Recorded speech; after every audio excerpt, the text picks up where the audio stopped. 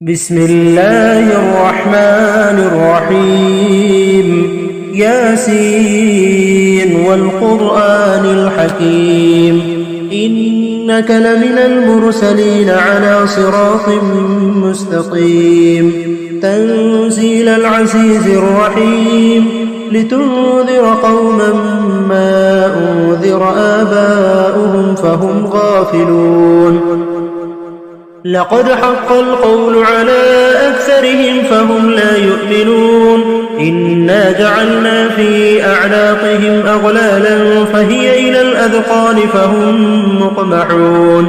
وجعلنا من بين أيديهم سدا ومن خلفهم سدا فأغشيناهم فهم لا يبصرون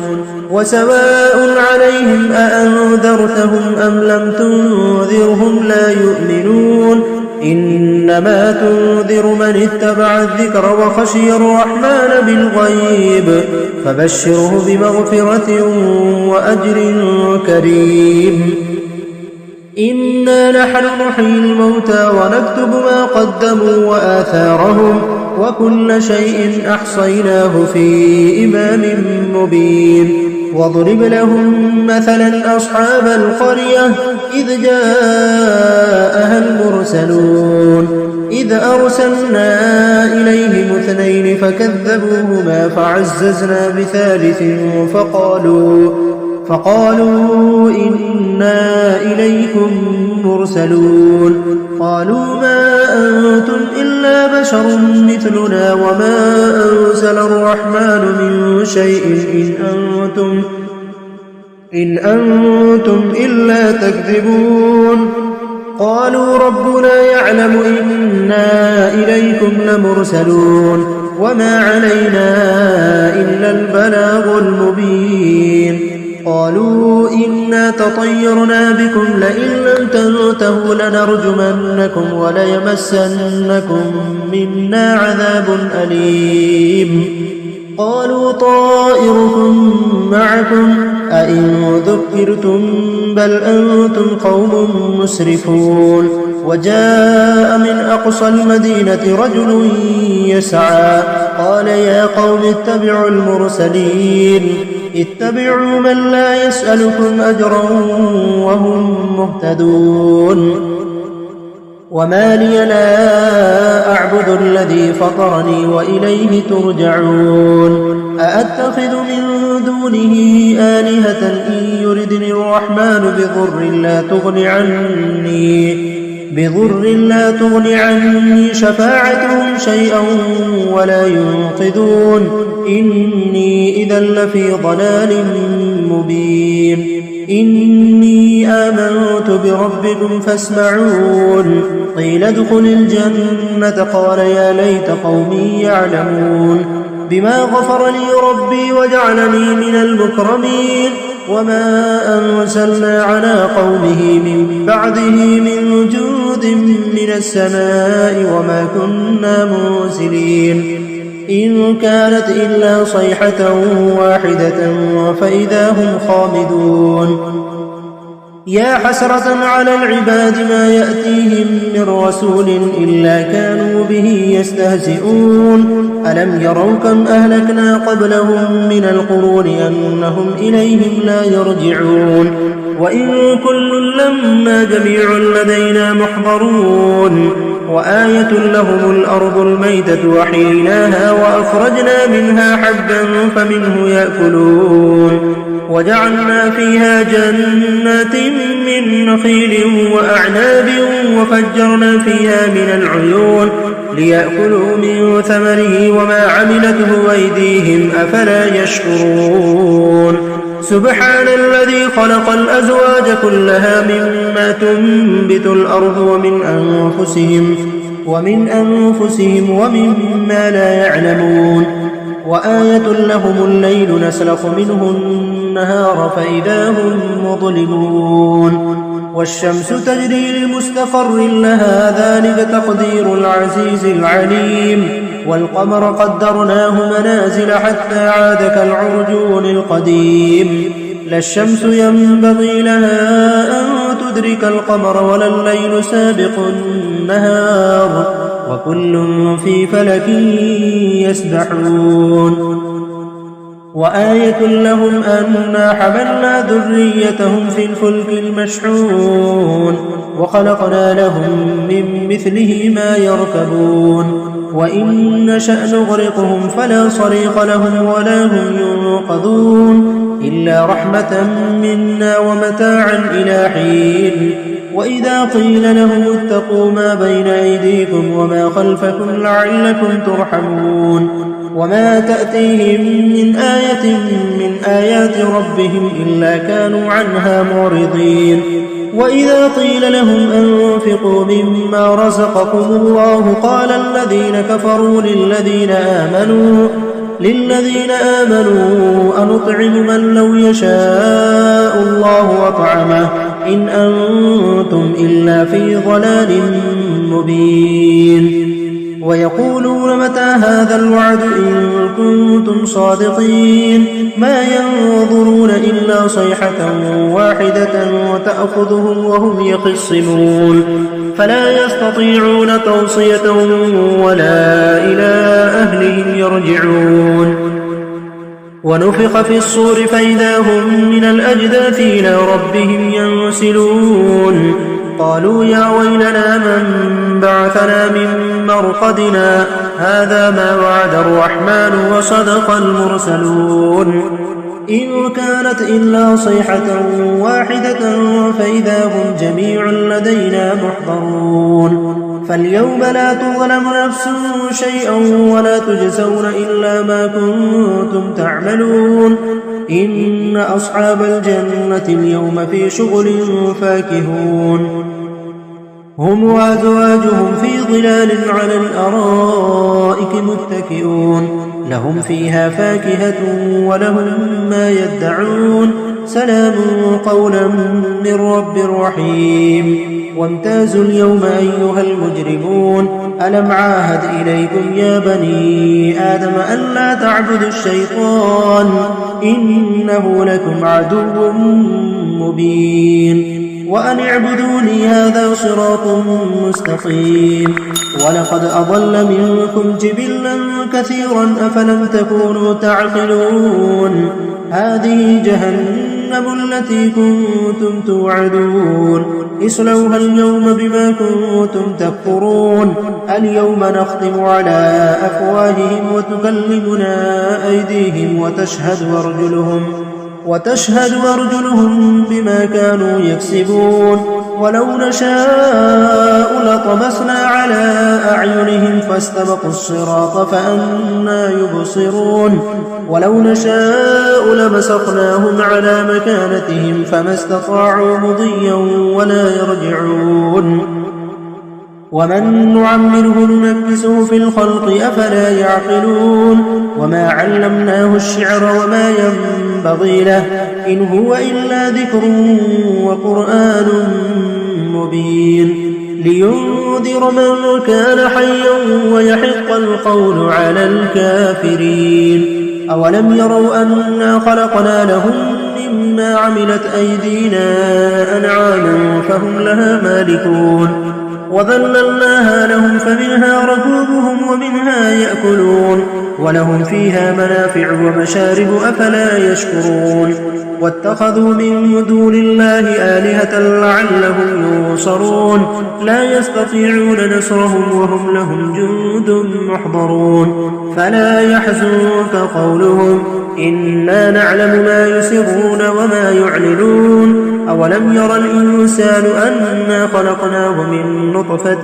فإذا هو خصيب مبين وضرب لنا مثلا ونسي خلقه قال من يحيي العظام وهي رميم قل يحييها الذي أنشأها أول مرة وهو بكل خلق عليم الذي جعل لكم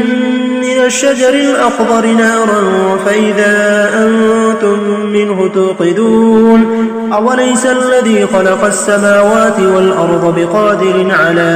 أن يخلق مثلهم بلى وهو الخلاق العليم إنما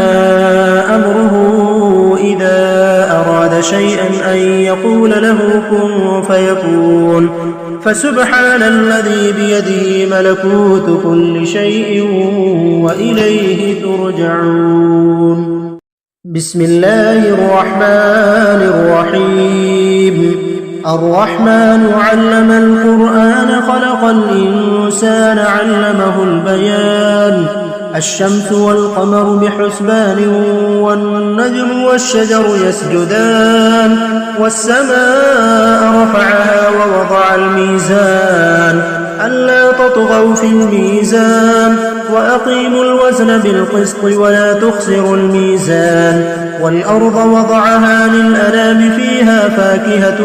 والنخل ذات الأكمام والحب ذو العصف والريحان فبأي آلاء ربكما تكذبان. خلق الإنسان من صلصال كالفخار وخلق الجان من مارج من نار فبأي آلاء ربكما تكذبان. رب المشرقين ورب المغربين فبأي آلاء ربكما تكذبان. مرج البحرين يلتقيان بينهما برزخ لا يبغيان فبأي آلاء ربكما تكذبان. يخرج منهما اللؤلؤ والمرجان فبأي آلاء ربكما تكذبان. وله الجوار المنشآت في البحر كالأعلام فبأي آلاء ربكما تكذبان. كل من عليها فان ويبقى وجه ربك ذو الجلال والإكرام فبأي آلاء ربكما تكذبان. يسأله من في السماوات والأرض كل يوم هو في شأن فبأي آلاء ربكما تكذبان. سنفرغ لكم أيها الثقلان فبأي آلاء ربكما تكذبان. يا معشر الجن والإنس إن استطعتم أن تنفذوا من أقطار السماوات والأرض فانفذوا لا تنفذون إلا بسلطان فبأي آلاء ربكما تكذبان. يرسل عليكما شواظ من نار ونحاس فلا تنتصران فبأي آلاء ربكما تكذبان. فإذا انشقت السماء فكانت وردة كالدهان فبأي آلاء ربكما تكذبان. فيومئذ لا يسأل عن ذنبه إنس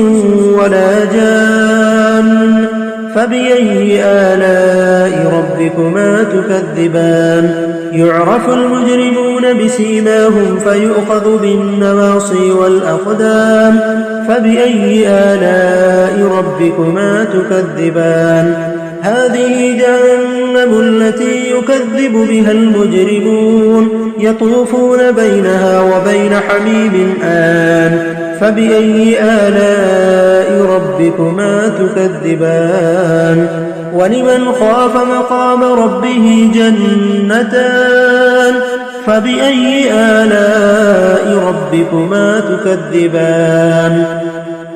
ذواتا أفنان فبأي آلاء ربكما تكذبان. فيهما عينان تجريان فبأي آلاء ربكما تكذبان. فيهما من كل فاكهة زوجان فبأي آلاء ربكما تكذبان. متكئين على فرش بطائنها من استبرق وجنى الجنتين دان فبأي آلاء ربكما تكذبان. فيهن قاصرات الطرف لم يطمثهن إنس قبلهم ولا جان فبأي آلاء ربكما تكذبان كأنهن الياقوت والمرجان فبأي آلاء ربكما تكذبان هل جزاء الإحسان إلا الإحسان فبأي آلاء ربكما تكذبان ومن دونهما جنتان فبأي آلاء ربكما تكذبان مدهامتان فبأي آلاء ربكما تكذبان فيهما عينان نضاختان فبأي آلاء ربكما تكذبان فيهما فاكهة ونخل ورمان فبأي آلاء ربكما تكذبان فيهن خيرات حسان فبأي آلاء ربكما تكذبان حور مقصورات في الخيام فبأي آلاء ربكما تكذبان لم يطمثهن إنس قبلهم ولا جان فبأي آلاء ربكما تكذبان متكئين على رفرف خضر وعبقري حسان فبأي آلاء ربكما تكذبان تبارك اسم ربك ذي الجلال والإكرام بسم الله الرحمن الرحيم إذا وقعت الواقعة ليس لوقعتها كاذبة خافضة رافعة إذا رجت الأرض رجا وبست الجبال بسا فكانت هباء منبثا وكنتم أزواجا ثلاثة فأصحاب الميمنة ما أصحاب الميمنة وأصحاب المشأمة ما أصحاب المشأمة والسابقون السابقون أولئك المقربون في جنات النعيم ثلة من الأولين وقليل من الآخرين على سرر موضونة متكئين عليها متقابلين يطوف عليهم ولدان مخلدون بأكواب وأباريق وكأس من معين لا يصدعون عنها ولا ينزفون وفاكهة مما يتخيرون ولحم طير مما يشتهون وحور عين كأمثال اللؤلؤ المكنون جزاء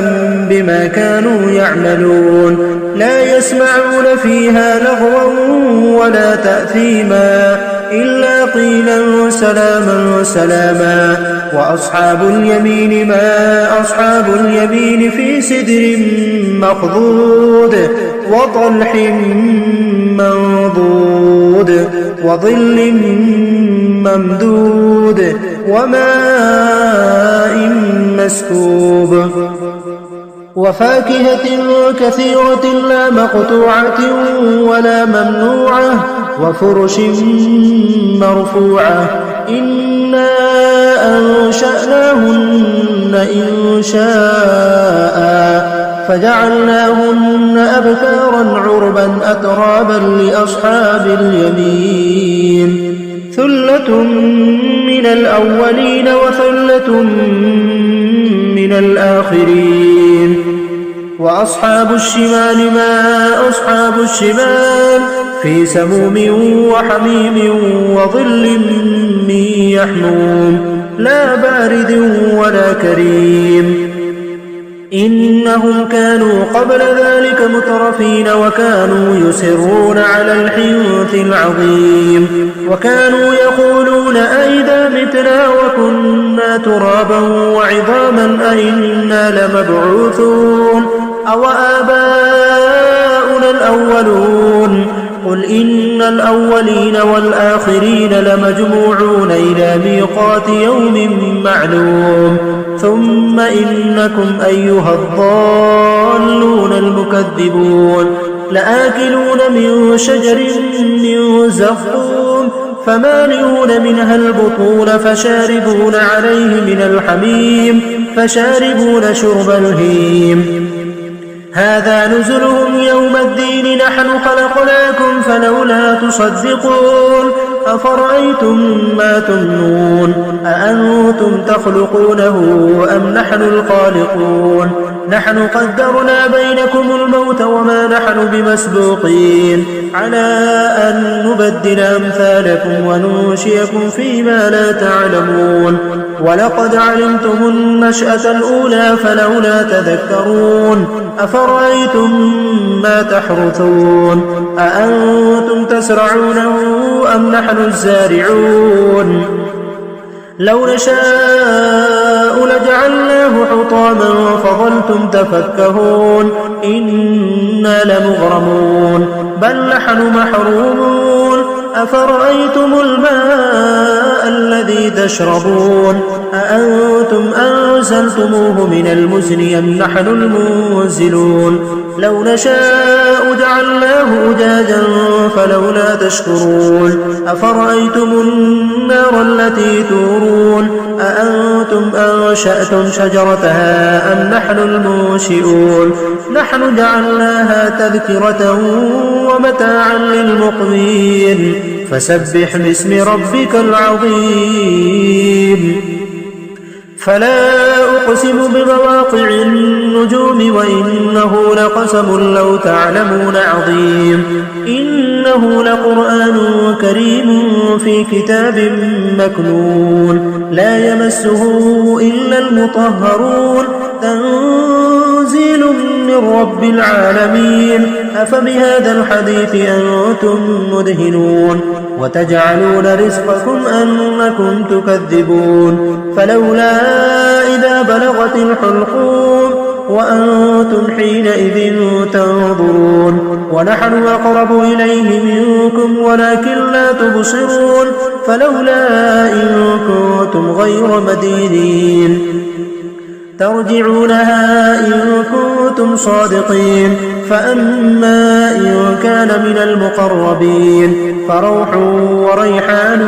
وجنة نعيم وأما إن كان من أصحاب اليمين فسلام لك من أصحاب اليمين وأما إن كان من المكذبين الضالين فنزل من حميم وتصلية جحيم إن هذا لهو حق اليقين فسبح باسم ربك العظيم بسم الله الرحمن الرحيم تبارك الذي بيده الملك وهو على كل شيء قدير الذي خلق الموت والحياة ليبلوكم أيكم أحسن عملا وهو العزيز الغفور الذي خلق 7 سماوات طباقا ما ترى في خلق الرحمن من تفاوت فارجع البصر هل ترى من فطور ثم ارجع البصر كرتين ينقلب إليك البصر خاسئا وهو حسير ولقد زينا السماء الدنيا بمصابيح وجعلناها رجوما للشياطين وأعتدنا لهم عذاب السعير وللذين كفروا بربهم عذاب جهنم وبئس المصير إذا ألقوا فيها سمعوا لها شهيقا وهي تفور تكاد تميز من الغيظ كلما ألقي فيها فوج سألهم خزنتها ألم يأتكم نذير قالوا بلى قد جاءنا نذير فكذبنا وقلنا ما نزل الله من شيء إن أنتم إلا في ضلال كبير وقالوا لو كنا نسمع أو نعقل ما كنا في أصحاب السعير فاعترفوا بذنبهم فسحقا لأصحاب السعير إن الذين يخشون ربهم بالغيب لهم مغفرة وأجر كبير وأسروا قولكم أو اجهروا به إنه عليم بذات الصدور ألا يعلم من خلق وهو اللطيف الخبير هو الذي جعل لكم الأرض ذلولا فامشوا في مناكبها وكلوا من رزقه وإليه النشور أأمنتم ما في السماء أن يخسف بكم الأرض فإذا هي تمور أم أمنتم ما في السماء أن يرسل عليكم حاصبا فستعلمون كيف نذير ولقد كذب الذين من قبلهم فكيف كان نكير أولم يروا إلى الطير فوقهم صافات ويقبضن ما يمسكهن إلا الرحمن إنه بكل شيء بصير أمن هذا الذي هو جود لكم ينصركم من دون الرحمن إن الكافرون إلا في غرور أمن هذا الذي يرزقكم إن أمسك رزقه بل لجوا في عتو ونفور أفمن يمشي مكبا على وجهه أهدى أمن يمشي سويا على صراط مستقيم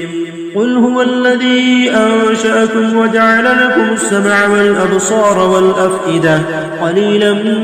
ما تشكرون قل هو الذي ذرأكم في الأرض وإليه تحشرون ويقولون متى هذا الوعد إن كنتم صادقين قل إنما العلم عند الله وإنما أنا نذير